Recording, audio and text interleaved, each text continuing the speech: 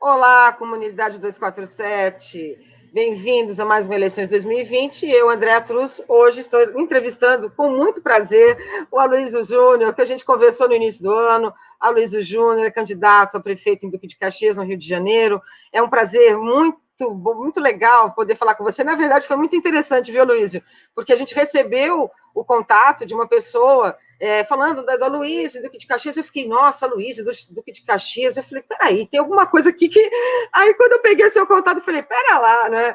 Aloysio, muito bom falar com você. A gente conversou no início do ano, né? O início do ano que tinha, né, uma outra relação, falávamos, né, da importância das manifestações, falávamos, inclusive, né, da greve dos moedeiros, né, que você... Agora você é um presidente licenciado, é isso? Do Sindicato dos Moedeiros? Espera só um pouquinho que eu vou colocar seu áudio, desculpa. Pode O meu falar. mandato de presidente se encerrou dia 1º de junho, né? Então, Perfeito. Rony Oliveira foi eleito meu vice-presidente e atual presidente do sindicato. Eu continuo ali compondo a diretoria com os mesmos compromissos, né? A gente tem uma história de luta pela soberania nacional.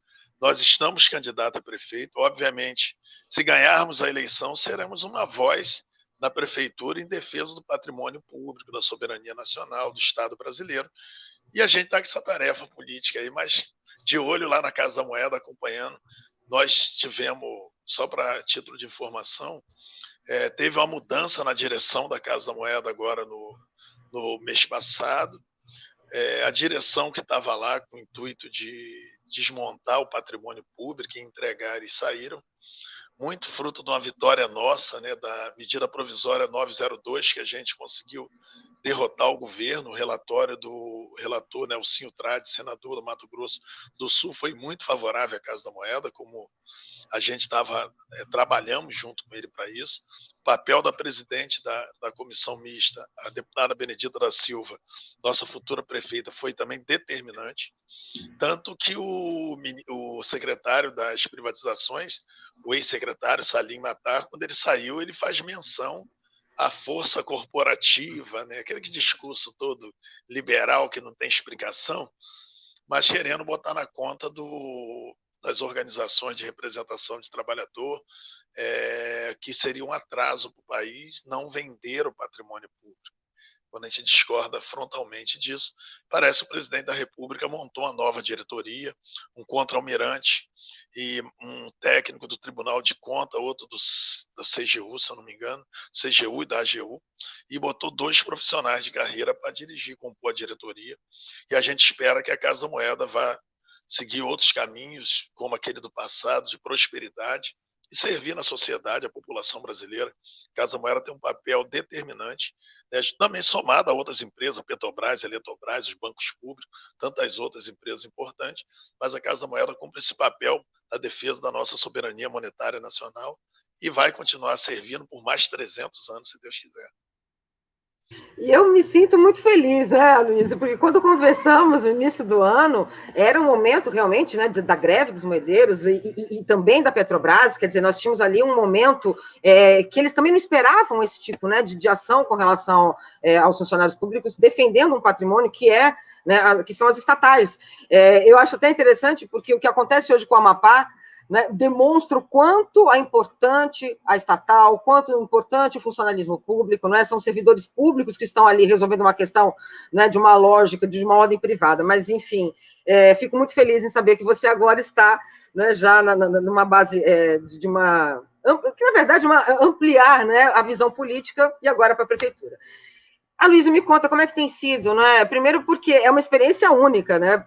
Uma candidatura no meio de uma pandemia, dentro de uma situação política que temos um presidente, né, completamente fora, Desequilibrado. fora né, da casinha, né, do que seja uma administração pública, né, e lidar com o distanciamento social, lidar com uma nova forma de campanha. Conta pra gente como é que tem sido essa campanha para você. Eu acho que é uma experiência super interessante, quanto mais para nós, né, André, que somos... A eleição, ela é um evento dentro do processo político. A eleição, por si só, ela não tem muito valor. Ela é um evento dentro do processo político e a gente reafirma as nossas posições e a sociedade, a gente espera sempre liberta, né, sem tentar ser influenciado pelos meios de comunicação, para criar mocinhos e bandidos eles começam a escolher o resultado, aí o presidente que a gente tem hoje no país, a gente acredita que o processo eleitoral é importante para a gente marcar aquela posição do que a gente acredita e fazer na prática aquilo que a gente prega, né? A questão da pandemia é um advento extremamente preocupante, né? As pessoas estão muito assustadas. Em um determinado momento, no início, todo mundo estava muito atento, depois ficou um pouco mais disperso em relação às preocupações. Agora a gente está vivendo um momento de retorno, né? Eu não sei nem se é a segunda onda, se a primeira passou, mas na verdade os números parecem que têm se ampliando. E algumas cidades, semelhante a de Caxias, estão omitindo essa informação para não sofrer sequelas políticas, né? Mas é uma situação muito séria, somado a esse ambiente de pandemia e esse modelo de eleição de fundo eleitoral, que eu particularmente eu sou favorável. Eu acho que quanto menor for o poder do ente privado num processo político eleitoral, mais a gente preserva a sociedade, as coisas públicas. Então, se a gente permitir, como era no passado, essa aporte de dinheiro de empresários que depois quer de volta, isso tirando dos serviços públicos. Agora, é uma experiência nova. E com a medida também do ministro Ricardo Lewandowski, né? O ministro que pediu para que fizesse a questão racial, autorizou para esse processo eleitoral, a partir da consulta da deputada Benedita da Silva. Os partidos estão meio tontos, porque no final a gente acaba percebendo que mesmo partidos que são mais progressistas, mas quando se trata de recurso, eles acabam se comportando meio parecido com alguns partidos que são liberais, né? Na hora do recurso, até os progressistas viram um pouco liberal. Mas também eu estou falando isso, obviamente, porque eu sou negro e acho que deveria o recurso respeitar o que manda a lei, espero que assim seja, mas também é tudo muito novo, né?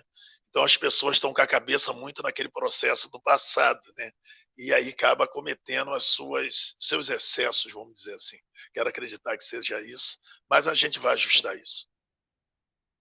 Perfeito, Luiz. E é verdade, né? A gente passa por é todo um processo de transformação, né? Essa eleição, acho que ela é muito importante. Claro que ela não define efetivamente, né? Acho que a eleição que vai definir definitivamente a nossa condição política é a eleição de 2022, mas ela é realmente uma análise, ela serve como ponto de análise para a gente compreender como a sociedade incorporou o golpe da Dilma para cá, não é? Como a sociedade incorporou toda uma política, né, de ódio, uma necropolítica também, não é? Pautar e criminalizar os direitos sociais, os movimentos sociais, quer dizer, a gente vem num processo de modificação e acho que essa eleição tem esse ponto importante. E aí, Luiz, continuando, eu queria que você me contasse como é que tem sido e como está a situação, né, de Duque de Caxias com relação ao coronavírus, né? Como é que como é que foi, como é que se afetou diretamente o impacto do coronavírus na região, na cidade, com relação também aos auxílios emergenciais, como é que você viu isso e como tem impactado socialmente e economicamente? André, eu gosto de falar disso, eu posso ser, se eu demorar muito, você pode me cortar, sinta-se à vontade. Primeiro, em relação ao comportamento em Caxias, né, nós temos quase 800 mortes oriundo do coronavírus, né? E o prefeito, como alguns outros prefeitos também fizeram, eles tentaram se utilizar dessa condição da pandemia para tentar resolver seu problema eleitoral, né? Então foi muita dificuldade, porque o prefeito começa no início do processo sendo negacionista à letalidade do vírus. Ele chegou ao ponto de reunir, aí criou aqui, fez uma parceria com o Estado e trouxe para cá um hospital para atender os pacientes da região, né, do coronavírus, não só de Caxias, e deu uma entrevista que as igrejas poderiam abrir e que Deus ia resolver o problema da cura, né? Passado um tempo, o prefeito sofreu contágio do vírus, né? Aí ele foi se tratar numa clínica particular em Botafogo. Ele não se tratou no hospital público, aquele que ele estava oferecendo para o cidadão de Duque de Caxias. Quando ele retorna, ficou 10 dias, um pouco mais, 15 dias afastado, ele vem para reconhecendo que, de fato, o processo é perigoso, o vírus é letal, Aí saiu uma agenda para ele para ser recebido pelo presidente Bolsonaro. Aí ele não podia chegar lá com esse discurso não sendo negacionista. Ele reabriu, ele nem fechou, passaram alguns dias, tudo, ele reabriu tudo e foi com um discurso para ser recebido pelo presidente da República, alinhado com o presidente. Então, negando a letalidade do vírus, né? E foi lá em busca de apoio eleitoral e, por sua vez, não teve a devida responsabilidade com a vida das pessoas, né? Aí Caxias ficou rivalizando entre segunda e terceira, quer dizer, depois do Rio de Janeiro, sendo a primeira ou segunda a que teve mais contágio e que teve mais mortes. Infelizmente, nós ostentamos esse lugar nada honroso, né? É muito fruto da irresponsabilidade política. Até o dia 15 de agosto, o prefeito, ele mesmo gerava aglomerações, fazendo inaugurações de praças, fazendo testagem, assim, numa aglomeração absurda. Ele também recebeu uma reprimenda, vamos dizer assim, do Dr. Drauzio Varela. Numa entrevista na CBN, ele chama a atenção do prefeito de Caxias, que estava cometendo vários tipos na visão dele, de crime contra a população, gerando aglomeração, mesmo pelo fato dele ter tido contágio. Ele não poderia mais pegar, mas ele era um agente transmissor, né? E ele não se preservou, não usava máscara e ficava em aglomerações. Quando chegou no dia 15 de agosto, que a lei eleitoral não permitia mais fazer inaugurações, ele parou. Aí no dia 17, ele deu as orientações para que as pessoas pudessem se preservar. Ele já não podia usar mais para fins políticos essa questão das inaugurações, né? Mas o prefeito aqui, ele está inelegível, ele tem uma condenação, né? Ele conseguiu recorrer, foi lutando, achando que o fórum privilegiado poderia privilegiar. Nesse caso, aparentemente hoje define, porque foi pedido vista no processo, mais de 7 votos, 5 já tinha declarado contrário ao registro da candidatura do prefeito. Acredito que ele vai tentar concorrer com alguma liminar, mas os votos dele não vai ser contabilizado, né? E aí a gente tem a percepção, fruto do país que a gente tinha, né? Sou capaz de dizer até 2014, né, 2014 em diante você começa a ter um processo. Eu não sou muito de contabilizar a culpa nas manifestações, porque a gente é fruto disso, né? Então não dá para a gente condenar, porque no momento a gente apoiava o governo. Então, de 2014, quando você teve o segundo colocado na eleição presidencial, que não reconheceu o resultado e manteve o país dividido, inviabilizou a gestão de quem ganhou, dali para cá a gente só tivemos problemas sérios no nosso país. Só muita perda de direito, muita perda do povo trabalhador direto, seja das reformas trabalhistas, seja na permissão de serviço primário ser terceirizado, seja da reforma da Previdência, seja tirar a valorização do salário mínimo. Então, nós tivemos, né, se contar desde lá de trás da, da medida provisória da morte, né, aquela que congelou o gasto por 20 anos. Então, o povo pobre trabalhador só perdeu nesses últimos anos.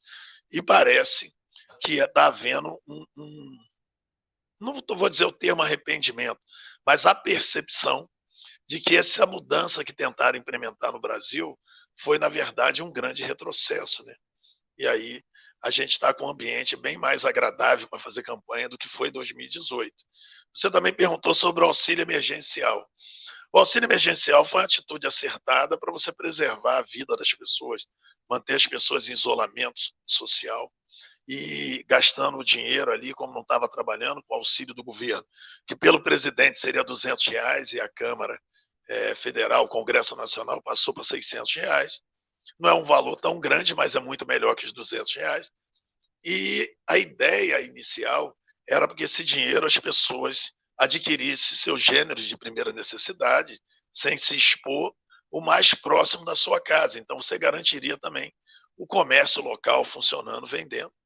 Só que tem uma denúncia que a gente da Casa da Moeda já fazia, por causa da luta da defesa da Casa da Moeda em relação ao meio circulante, o dinheiro, que tinha mais de 20 milhões de pessoas que era invisível ao sistema financeiro bancário.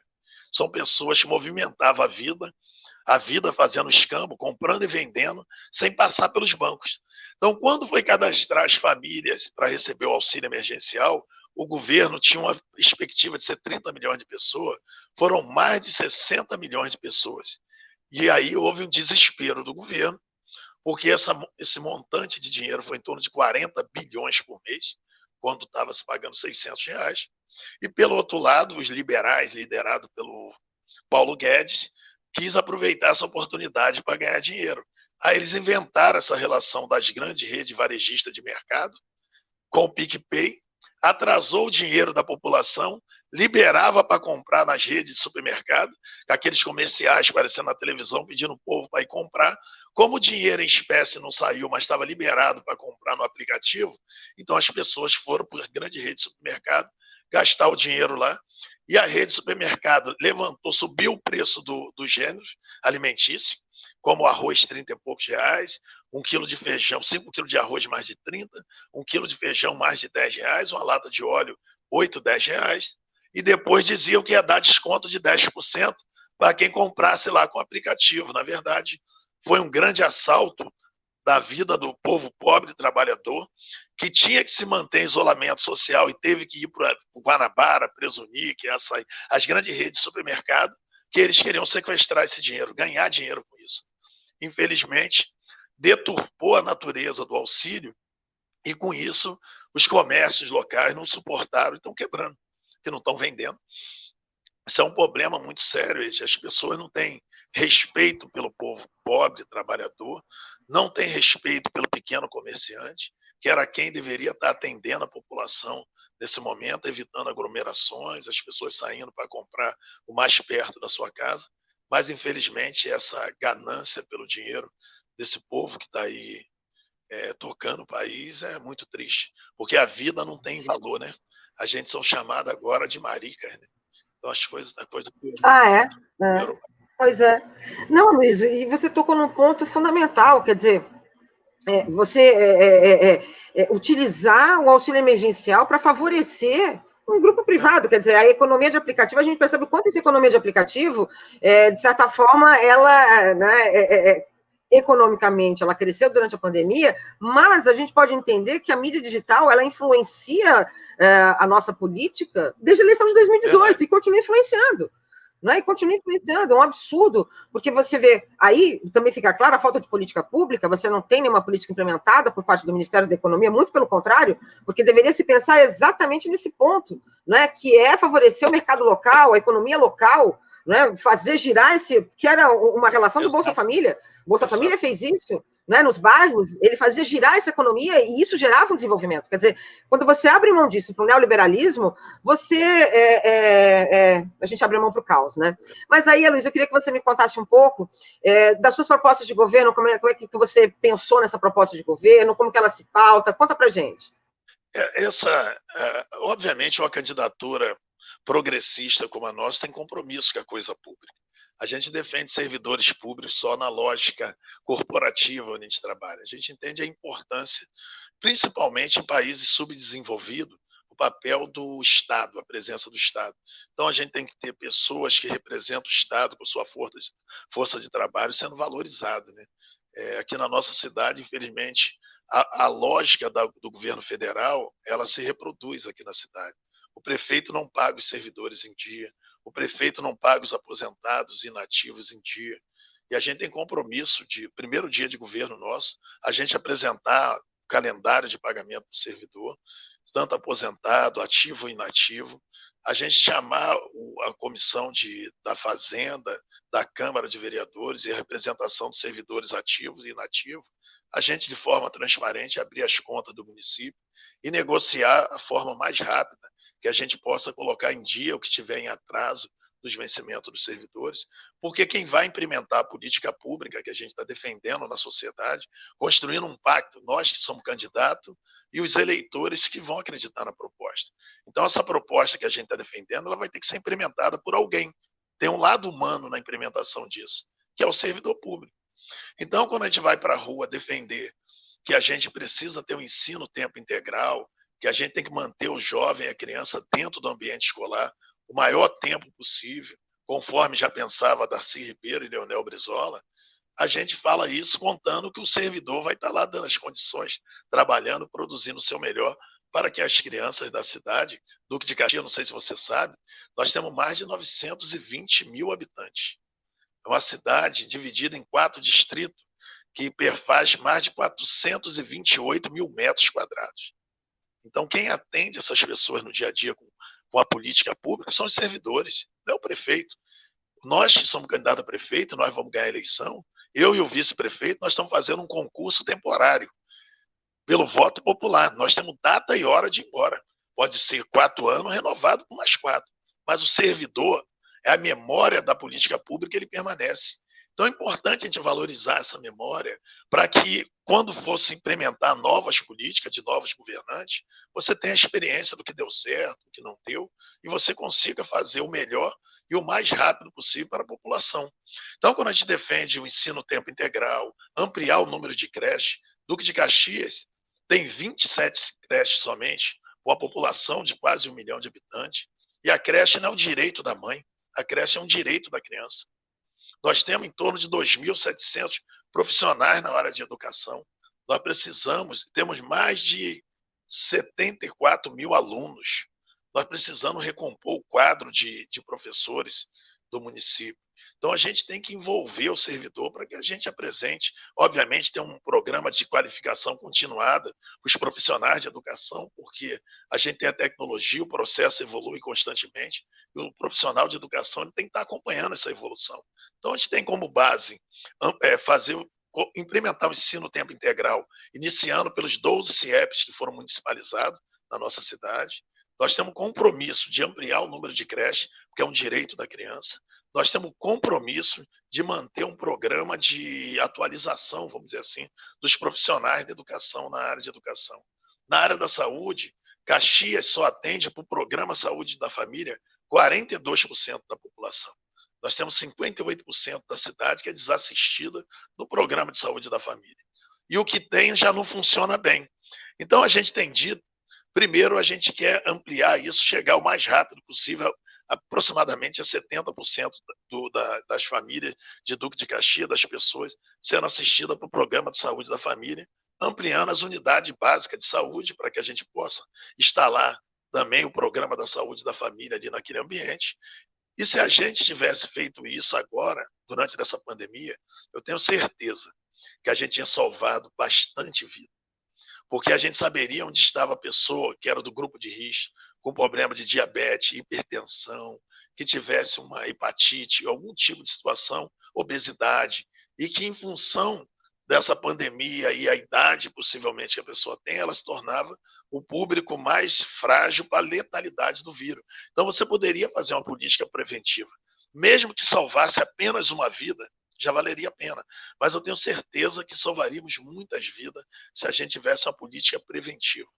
Mas, infelizmente, os governantes, por mais que a gente esteja no século XXI, estamos falando de tecnologia 5G, mas na área da saúde as coisas ainda continuam analógicas, entendeu? As pessoas não conseguem marcar uma consulta de exame ou marcar um atendimento médico pelos meios de comunicação de celular, de eletrônico, entendeu? A gente está atrasado aqui, precisa da figura do preposto para poder levar as pessoas no hospital e tratar o direito como fosse um favor. A Constituição é clara, saúde é um direito de todos, um dever do Estado.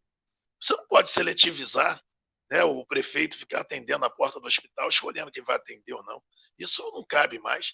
Transformar o espaço público num grande centro social. Essa política que está sendo implementada em Caxias, que nós estamos combatendo frontalmente, e a população tem percebido essa diferença do compromisso que a gente tem com a coisa pública.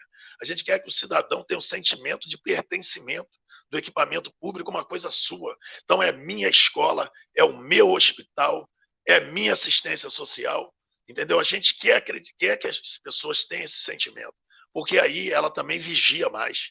Então, a gente tem explicado para a população que o IPTU que ela paga é o imposto mais barato que ela paga, porque o imposto que dá direito é o imposto do consumo.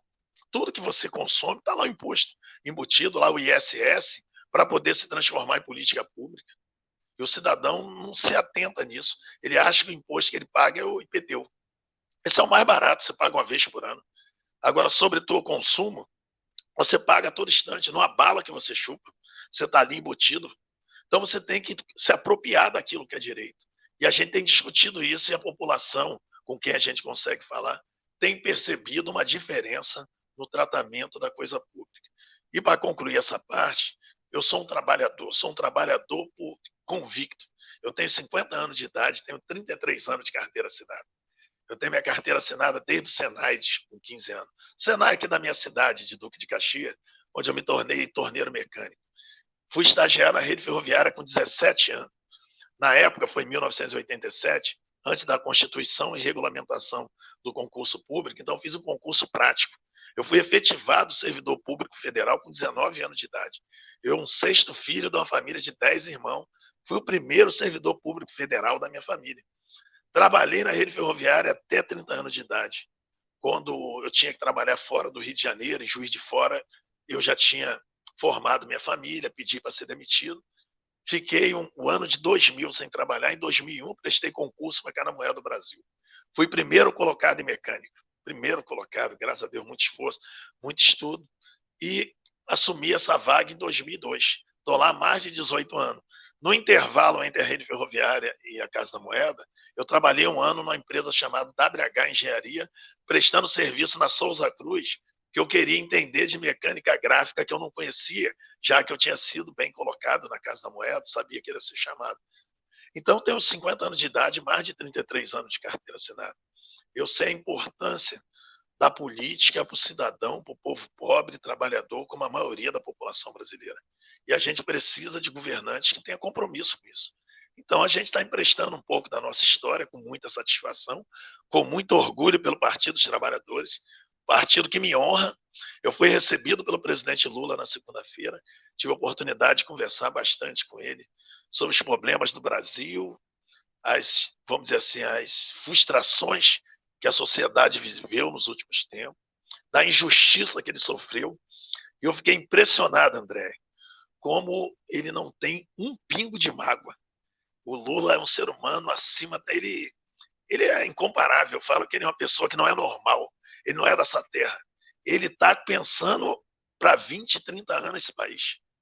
Ele tem perspectiva de retomada do Brasil, explicou por que ele ficou para enfrentar o juiz Sérgio Moro e o representante do Ministério Público na terra deles, em Curitiba, falou que ia derrotar eles, que ele tem uma vida ilibada, que eles não vão provar nunca nada indevido na vida dele.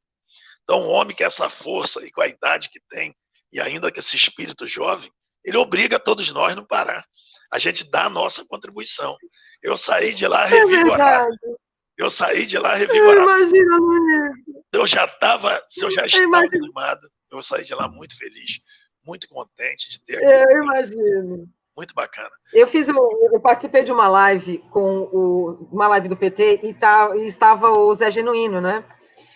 E aí o Zé falou várias coisas, e no final ele fala em esperança. Aí eu fiquei olhando. Exato. Eu falei, como que pode, né? Uma pessoa que foi presa na década de 60, né, na ditadura militar, depois teve uma prisão continuada, porque eu vejo muita prisão com relação ao mensalão, de uma prisão ainda de uma perspectiva do passado, né, dessa visão de esquerda dele, de ter sido preso lá no Araguaia, né, a família destroçada, a vida destroçada, e ele vem falar em esperança. Quiçá a gente negar a esperança, né? A gente não tem esse direito.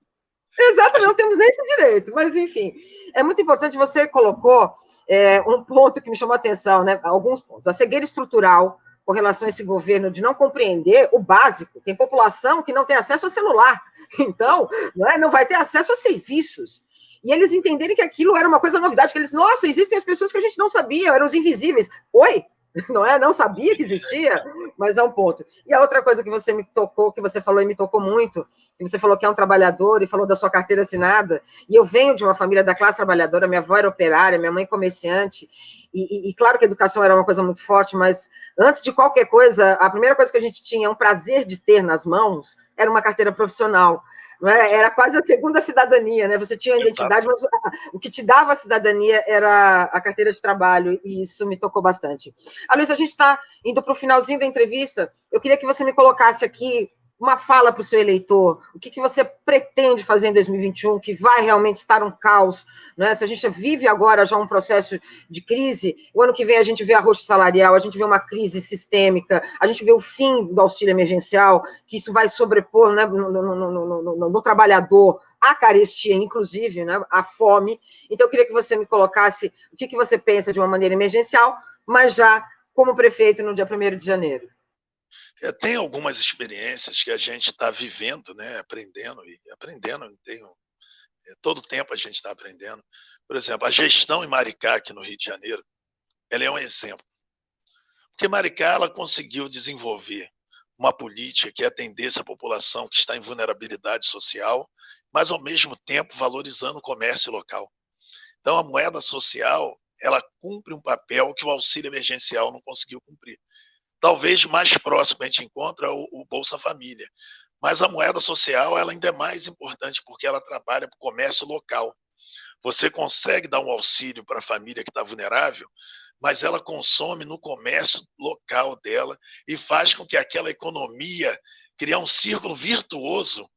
E Maricá chegou ao ponto de não ter perda de emprego durante a pandemia, porque o prefeito foi ousado, e o auxílio, que era um valor menor, ele estendeu para R$ 300 para todo mundo que recebia. Então, ele injetou mais dinheiro na economia local e o comércio continuou vendendo mais. Esse círculo virtuoso, eu sou igual ao ponto de dizer que Maricá talvez tenha até ampliado o número de emprego pelo consumo interno.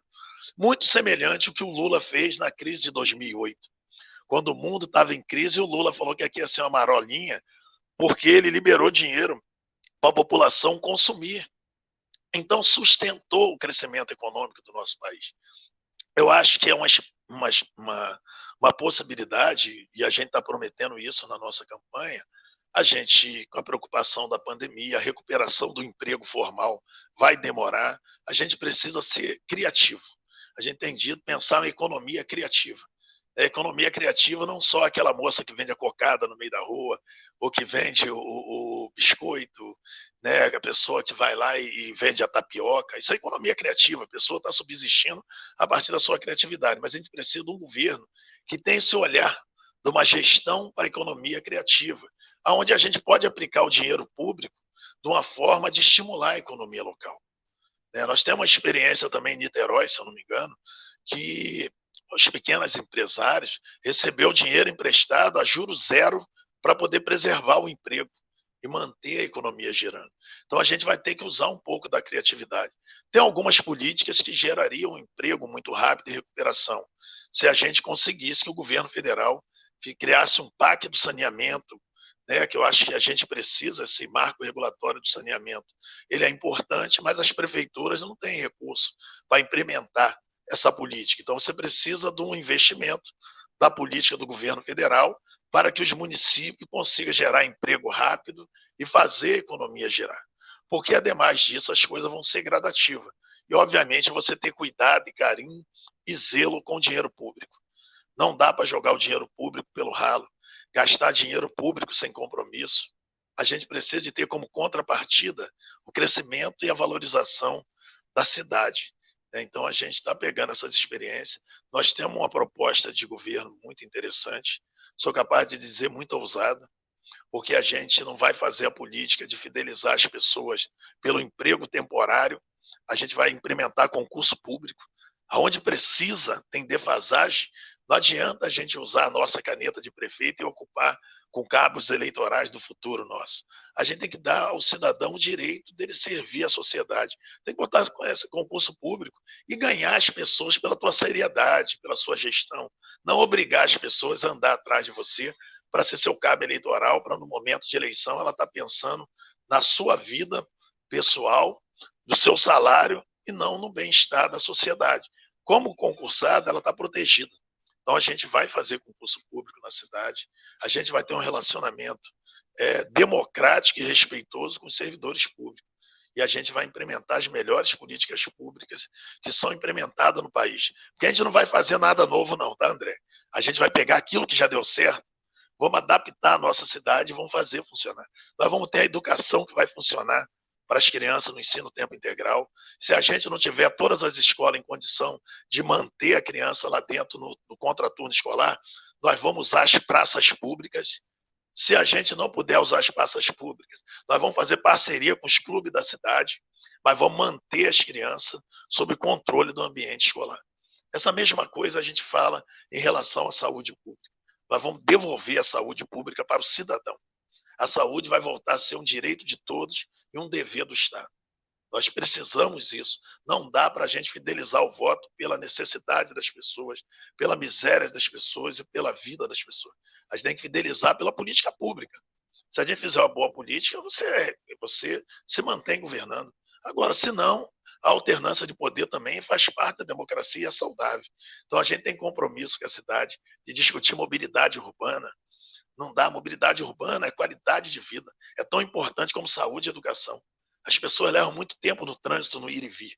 Você perde qualidade de vida do lado da sua família, chega irritado no trabalho, chega em casa aborrecido, pelo tempo que você leva no trânsito. E muitas das vezes você deixa de ganhar um emprego pelo custo alto da sua passagem ou pelo tempo que você leva no trânsito. Então, o prefeito tem que facilitar a vida do munícipe para que ele tenha competitividade no emprego, tenha lazer e consiga utilizar dos transportes públicos de qualidade e barato.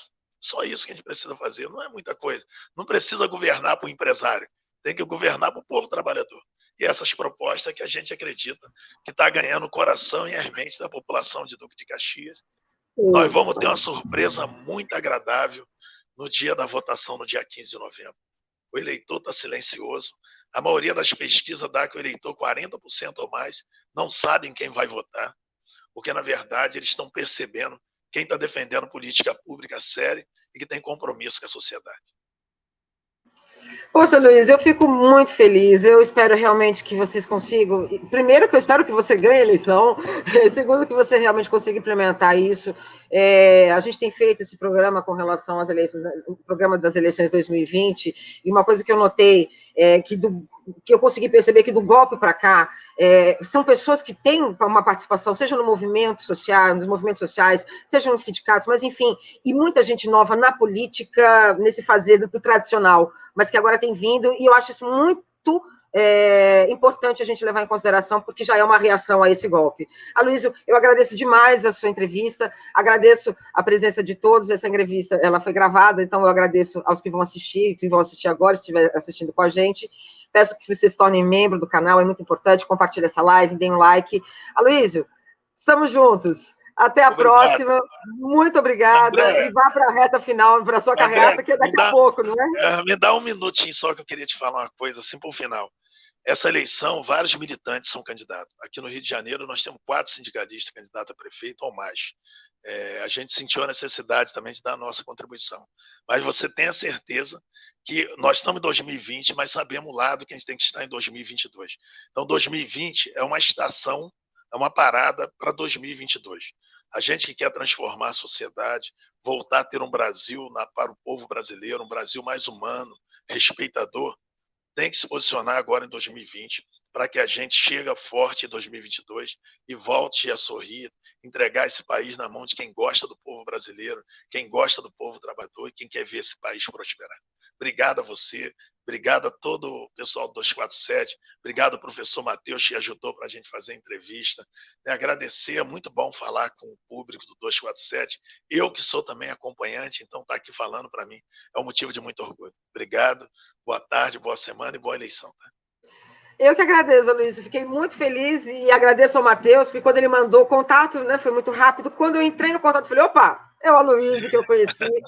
É um prazer, agradeço demais a presença de todos, a sua eleição, tomara que você vença. Fiquem com a gente na programação do 247 e até a próxima. Até logo.